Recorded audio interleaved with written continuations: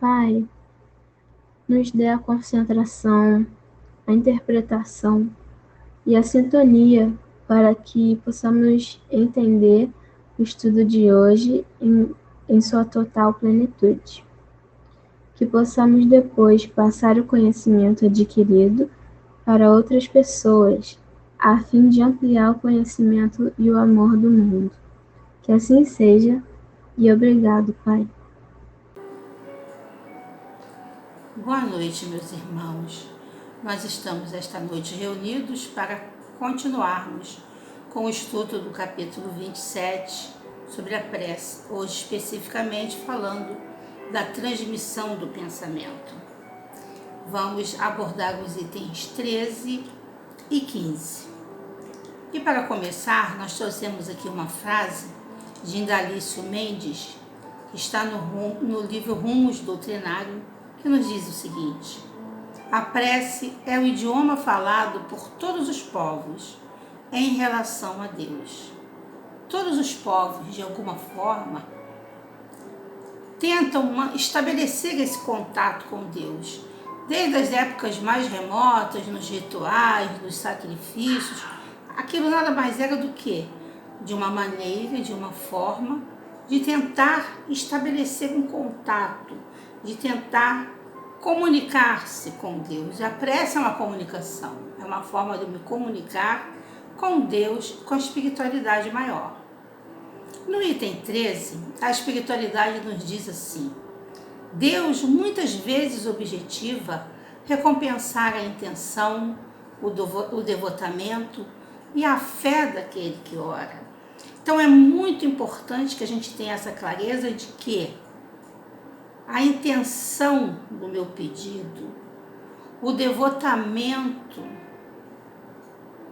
meu em relação a Deus e a minha fé é fundamental para que eu possa ser ouvido. Nós temos filhos. O que nos faz dar maior atenção, prestar mais atenção no que diz um filho a um pedido dele? O conhecimento que nós temos deste filho, o quanto a gente sabe que ele só me pediria o que realmente for necessário, o que for justo, o que ele realmente estiver necessitando. E a gente prontamente atende. Assim é Deus, Ele é o Pai, Ele é o Pai amoroso. Então Ele quer nos atender, mas Ele precisa sentir nesses filhos essa fé, essa intenção. Por que eu quero isso? O que eu pretendo fazer após este pedido ser atendido? O que está por trás do meu pedido? E a fé, e o quanto eu acredito, eu creio, eu sei de que Ele tem realmente o poder de me trazer, de me dar as condições para realizar aquele feito. Por isso eles também nos lembram que aquele que apenas de lábios ora, onde unicamente saem palavras, né? Nunca os ímpetos de caridade que vão dar à prece todo o seu poder. São apenas palavras repetitivas, decoradas, que não trazem nenhum sentimento. Tinha sentimento sim, para aquele primeiro que realizou aquela prece, não é? Se a gente pegar a prece de Cáritas tão linda, quanto sentimento, quanto a verdade Cáritas colocou ali. Mas se eu simplesmente sair a repetir aquela prece, ela não tem a mesma intenção, a mesma fé que a autora Cáritas depositou. Ela vai ser simplesmente uma prece de lábios. A gente precisa sentir.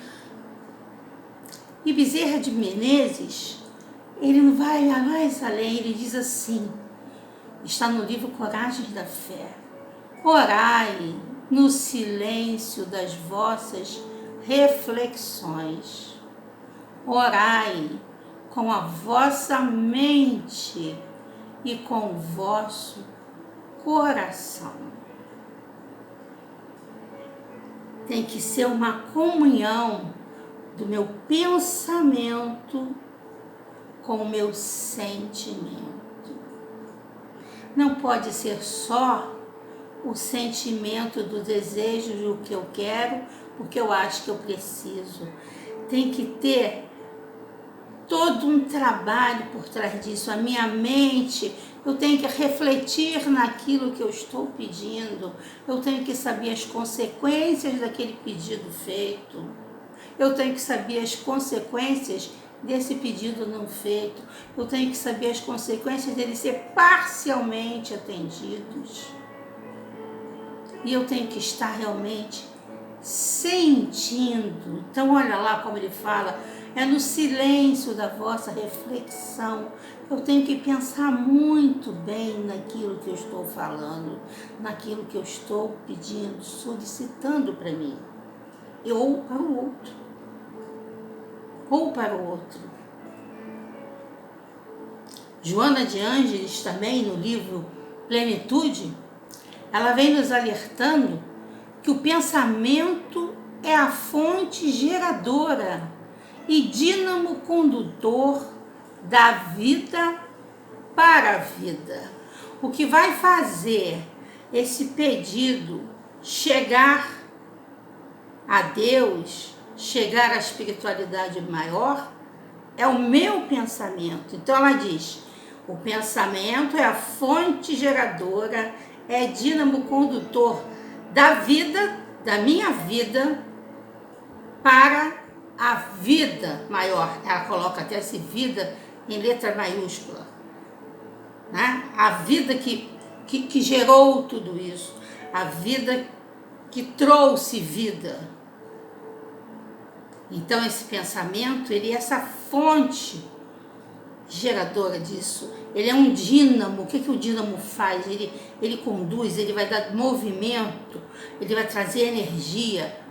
Então se aquilo não tiver sido realmente pensado, sentido, não vai alcançar. Aí a gente diz assim, mas eu oro, não acontece nada. Eu oro, não acontece nada. A gente já viu no estudo anterior que tem uma diferença entre orar e rezar, né? Será que realmente a gente está fazendo uma oração? A gente está refletindo naquele pensamento? A gente está colocando nele a força necessária para a gente alcançar esse pedido? No item 14, há um trecho que nos fala assim: o homem que não se considere suficientemente bom para exercer salutar influência, não deve por isso abster-se de orar. Eu já ouvi muito e como eu ouço, vocês não têm noção de quanto eu ouço. Eu não sei fazer a prece. Mas eu ainda sou tão pequeno, eu sou um espírito imperfeito, eu não posso fazer. Escuto isso muito, todo mês. Na hora de fazer aquela escalação naquele programa. E olha o que eles vêm me dizendo aqui. O homem que não se considere suficientemente bom para exercer salutar influência, não deve, por isso, abster-se. Se eu ainda acho que o meu pensamento, se eu não considero assim, reter esse pensamento, me concentrar o quanto eu acho que deveria, o que eu tenho que fazer? Exercitar. Exercitar para que este pensamento seja imbuído de reflexão. Mas como é que eu vou conseguir se eu não tentar? Quando eu pego uma bicicleta para andar, se eu nunca andei, eu não vou cair. Mas como é que eu vou andar bem de bicicleta se eu continuar andando de bicicleta? Vocês não sabem quantos tombos eu levei, quanto meu irmão ria de mim. Eu tenho problema de equilíbrio, eu tenho labirintite, então ficava difícil. Mas eu andava de bicicleta. Então, se eu quero realmente estabelecer esse contato, eu preciso exercitar, eu preciso fazer. E o que é a prece? Vocês lembram daquela música que Elis Regina cantava tão bem?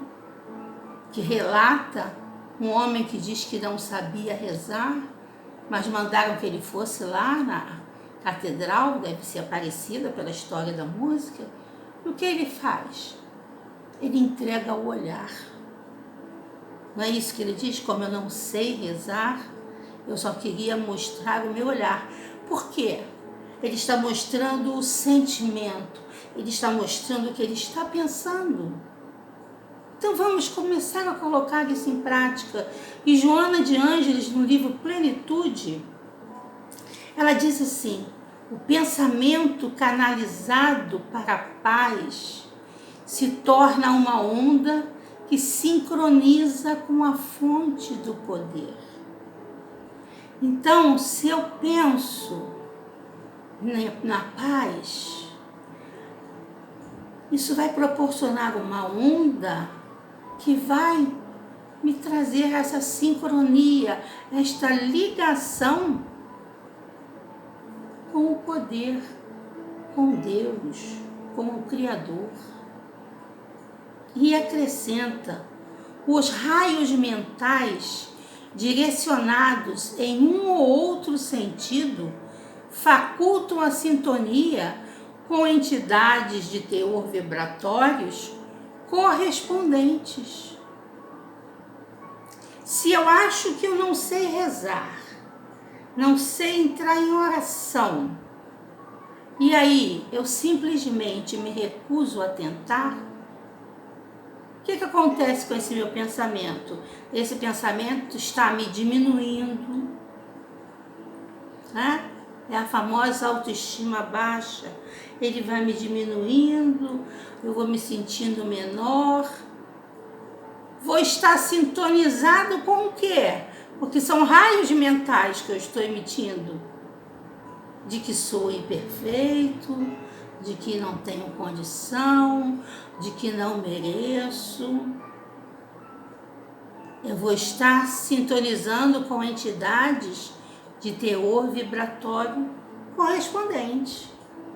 Agora, se eu começo a colocar neste pensamento que eu quero estabelecer essa sintonia maior com a espiritualidade superior, com um Pai amoroso, misericordioso, com um Pai que afetivamente me pega no colo, que ondas mentais eu estaria emitindo?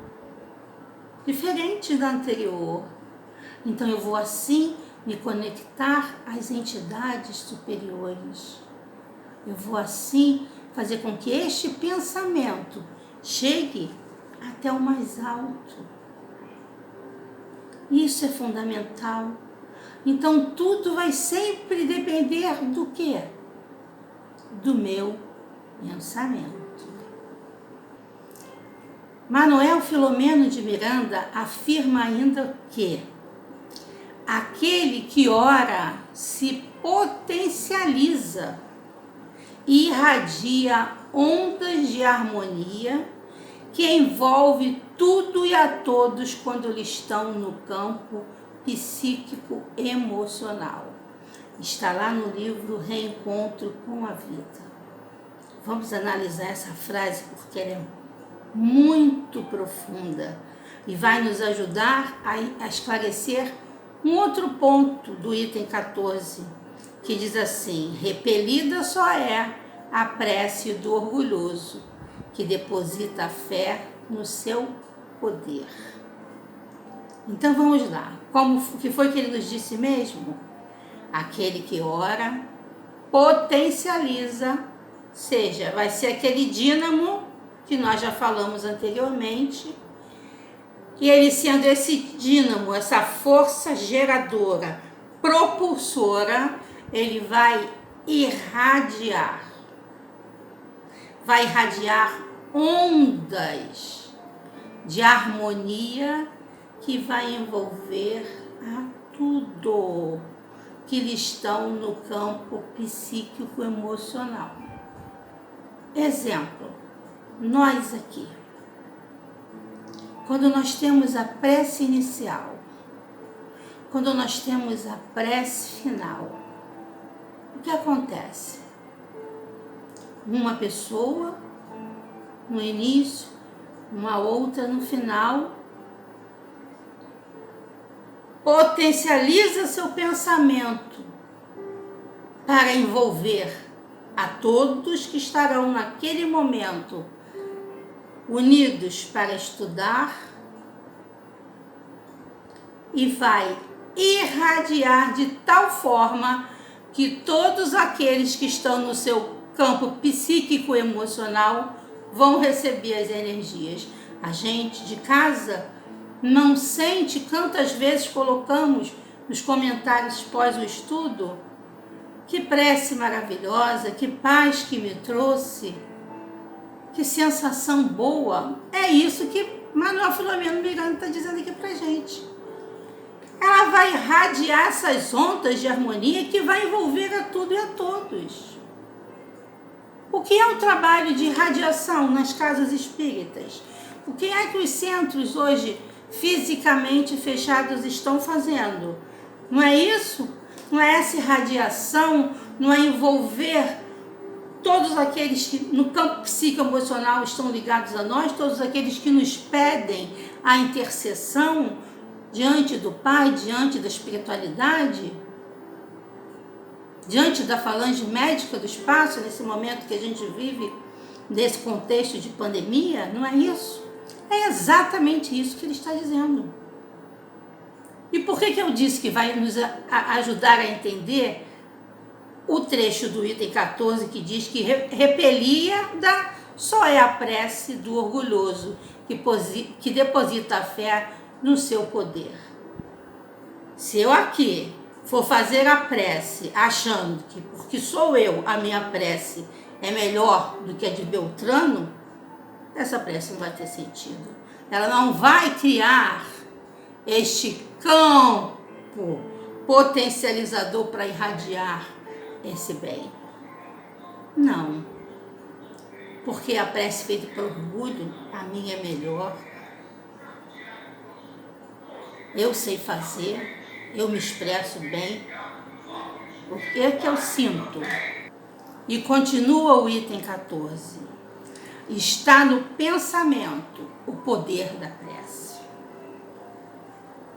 que por nada depende, nem das palavras, nem do lugar, nem do momento em que seja feita. Então, o que realmente vai dar a essa prece força, vida, é o pensamento que está ligado a ela. E para pensar, eu não preciso estar na sinagoga, no templo, na igreja, no centro, diante da natureza, trancada no meu quarto. Eu não preciso usar os instrumentos X ou Y, as continhas para manusear, o crucifixo, o copo d'água, a vela acesa. Eu não preciso. O que precisa? Precisa que no meu pensamento eu tenha a força, a convicção e a fé de que realmente estou me ligando ao Pai. E a gente faz isso em qualquer lugar. Até no meio de um turbilhão, diante de uma grande briga, a gente pode e deve entrar em pensamento, entrar em prece, comungando esse pensamento com a divindade maior, para que as coisas se apaziguem. Leon Denis ilustra muito bem isso quando ele nos diz assim: no livro Depois da Morte. Logo que uma pedra fende as águas, vê-se-lhes a superfície vibrar em ondulações concêntricas. A gente não vê a pedrinha, quica na água e ela faz aquelas ondinhas, né? Assim também, o fluido universal vibra pelas nossas preces e pelos nossos pensamentos, com a diferença de que as vibrações das águas são limitadas, enquanto as do fluido universal se sucedem ao infinito. Vamos traduzir.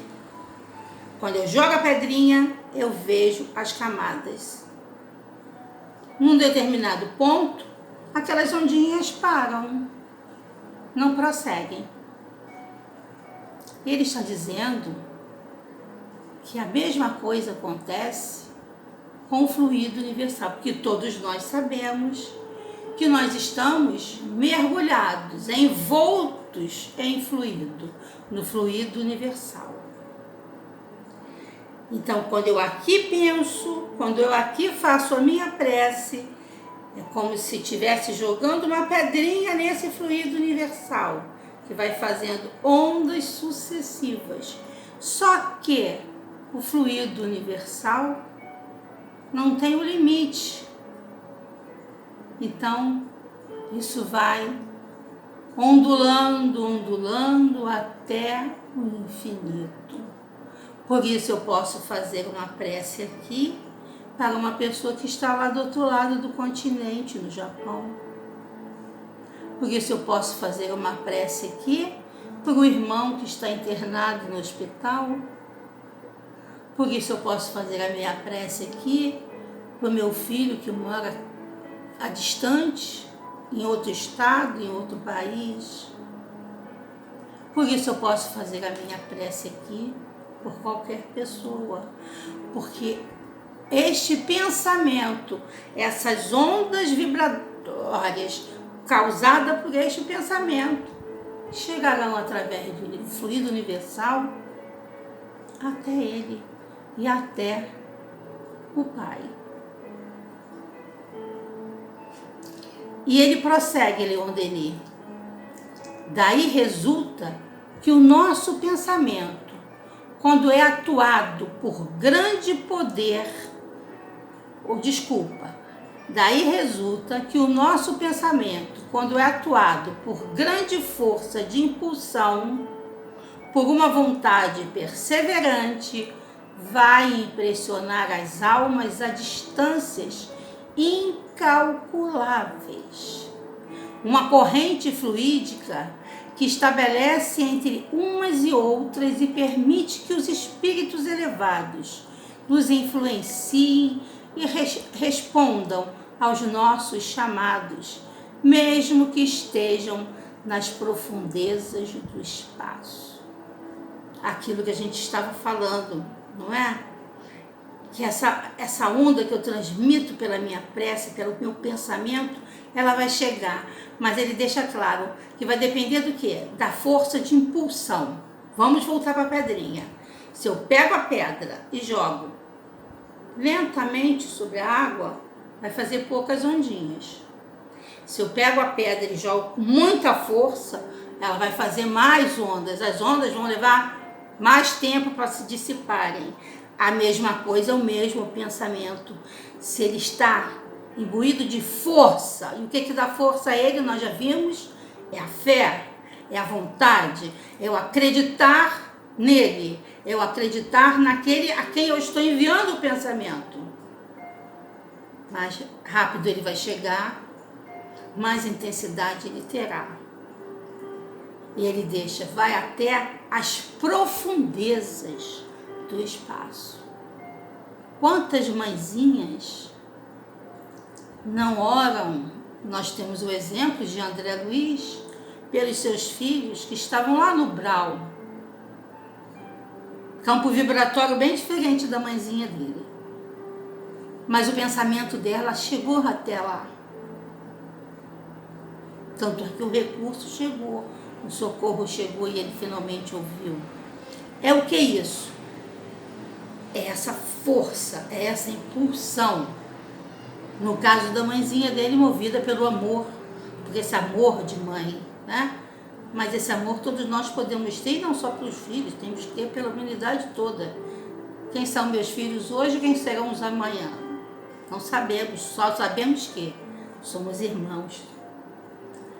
E Manuel de Filomeno de Miranda também nos lembra, no mesmo livro que eu já trouxe para vocês, Reencontro com a Vida, o seguinte: o cérebro é a fonte de exteriorização que se espraia, facultando a vitalização ou o desequilíbrio na área que focaliza.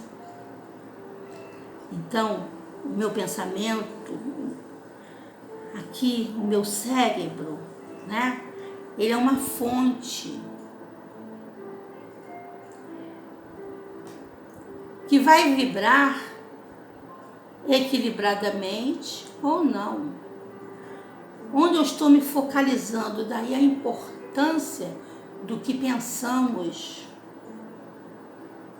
porque atraímos o que pensamos, porque emitimos o que pensamos.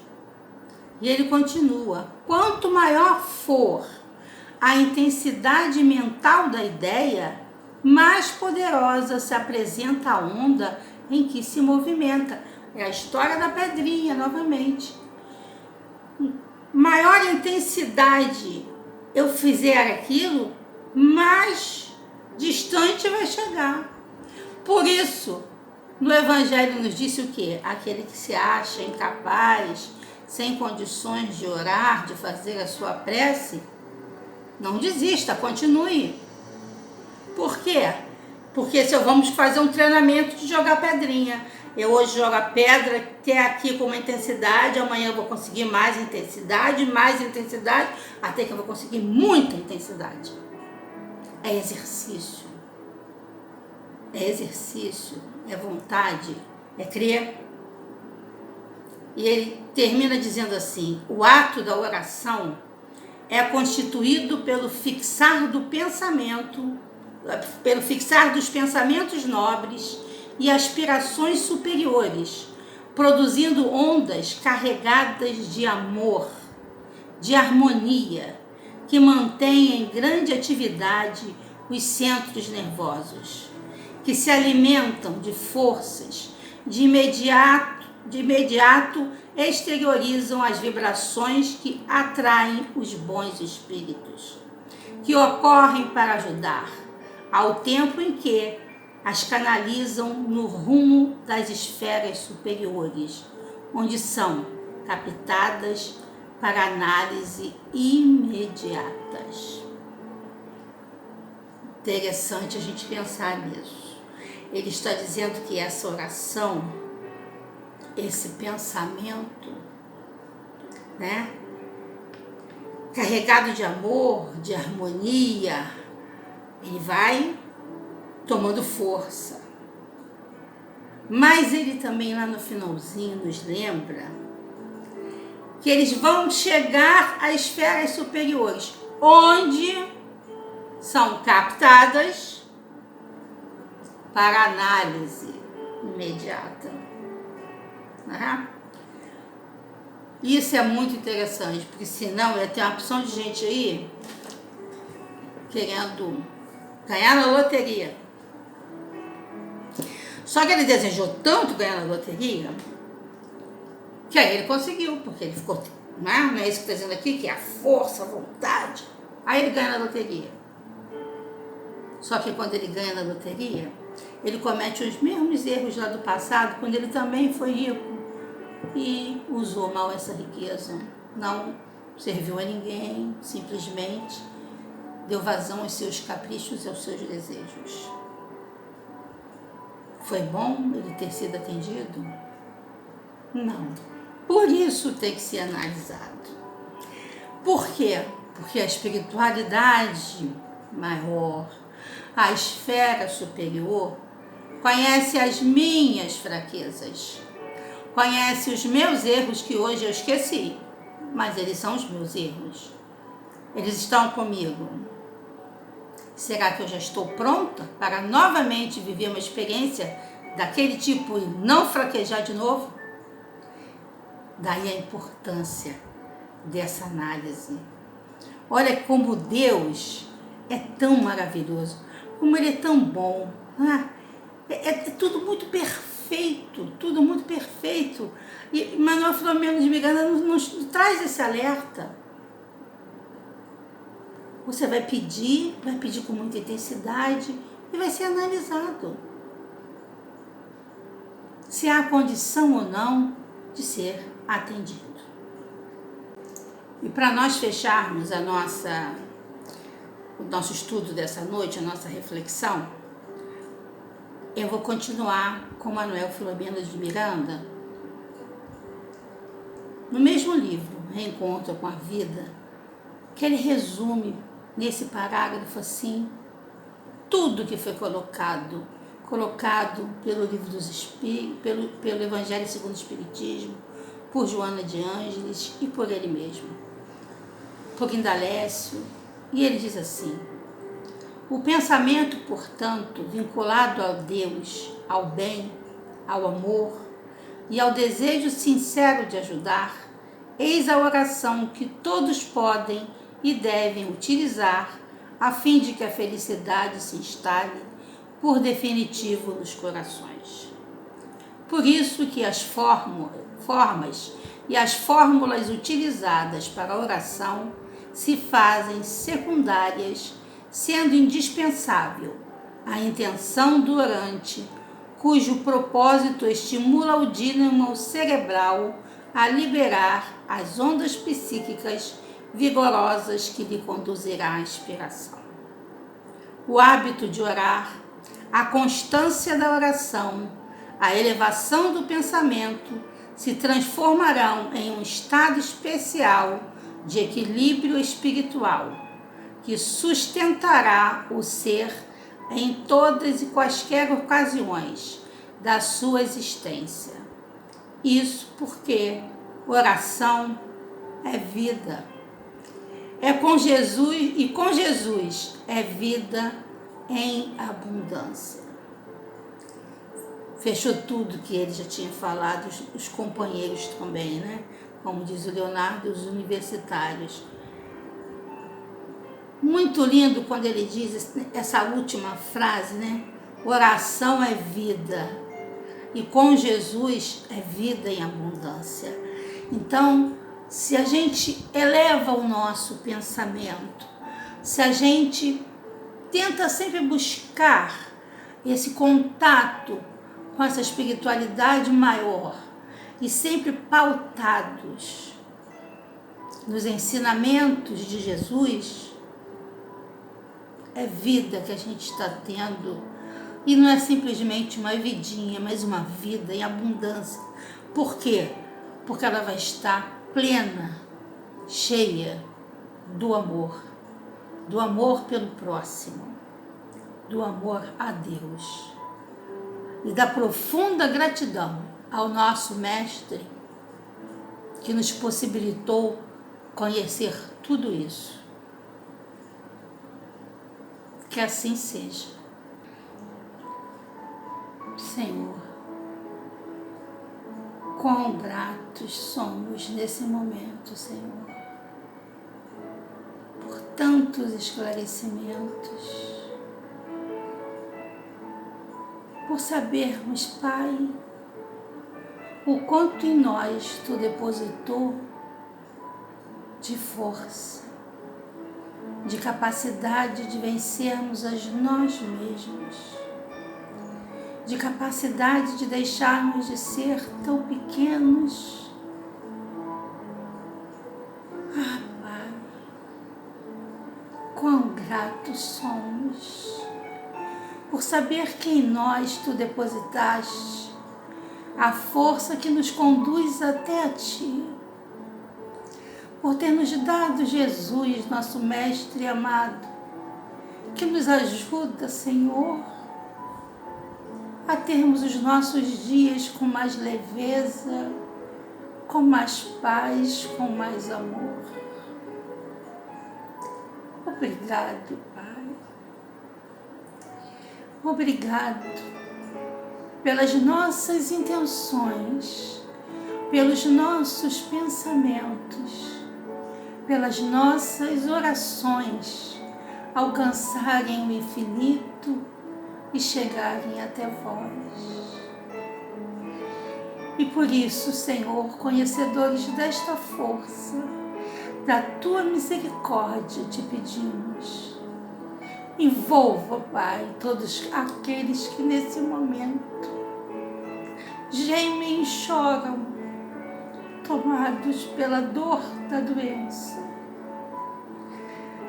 Envolva, Senhor, todos aqueles que neste momento partem para a verdadeira pátria. Que sejam bem recebidos, que tenham seus pensamentos acalmados, acalentados. Envolva, Senhor, também aqueles que ficam e choram, mas que conhecedores do Teu amor, que envoltos nessas vibrações que esta caravana emite neste momento, possam encontrar o conforto, a paz e a grandeza do Teu amor, Pai. Que assim seja.